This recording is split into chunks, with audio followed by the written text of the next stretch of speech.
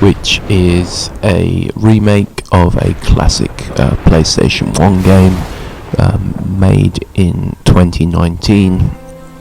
And if you haven't played it already, hopefully this will give you some idea of what kind of a game it is. So to read what it says on the blurb of the game: relive the original adventure on PlayStation 4.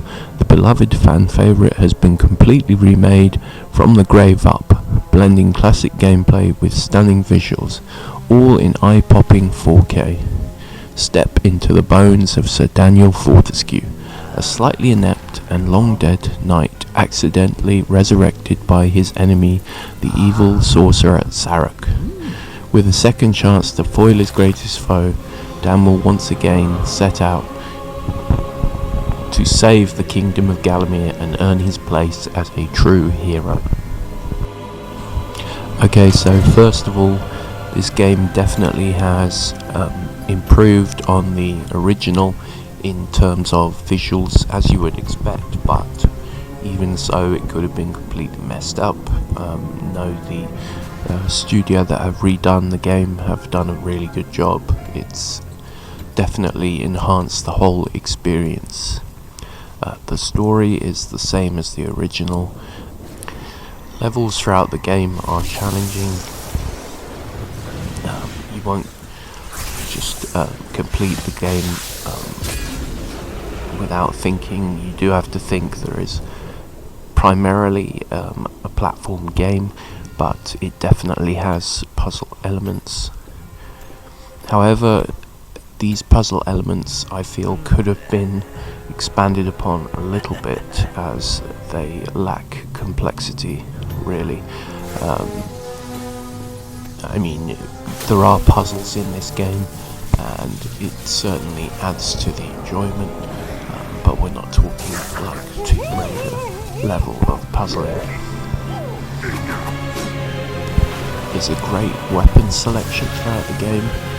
You unlock more weapons through what's called the Hall of Heroes, and it's very much similar to other platform games of the time, like Crash Bandicoot, where you may have to collect crystals. In this, you collect goblets or chalices, and collecting enough of these get you new weapons. And there are a lot of good weapons. There are weird and wonderful weapons in the game, which are fun to use. It's fun to wield weapons in a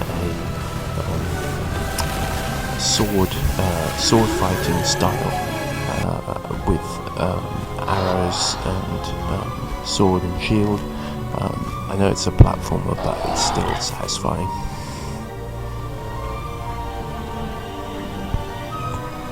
So the game is definitely not easy. It's not necessarily a kid's game, even though it's cartoony and it is like at the core a platformer. There is definitely some levels where you have to actually really plan your way through them. Playing them a few times definitely helps, but you will have to replay levels to get your health back to where it needs to be at times.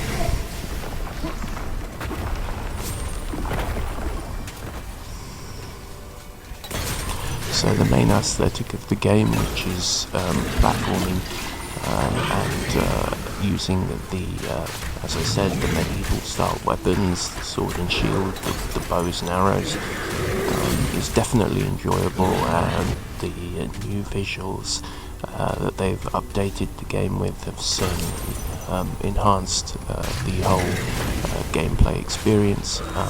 It's definitely a platform game primarily, although you do have to think a lot at times, and it does take a little while to get used to, so don't be put off straight away if you don't find yourself playing fluidly from the beginning. You'll get used to it. It's very much a game where you get used to it, and once you're used to how to fight and how to duck and dive, it becomes second nature. It's just a little bit more complex than as a game like a Crash Bandicoot, definitely more complex than that. The only thing I would say is, as a platform game, it certainly lacks the kind of the length and the challenge, pure platform challenge of other platformers. The levels do feel a bit short and sweet at times. I believe that the original game of which this is very closely based on actually had a limited budget and time limit, so the fact that it is perhaps seems a bit short at times might have something to do with that.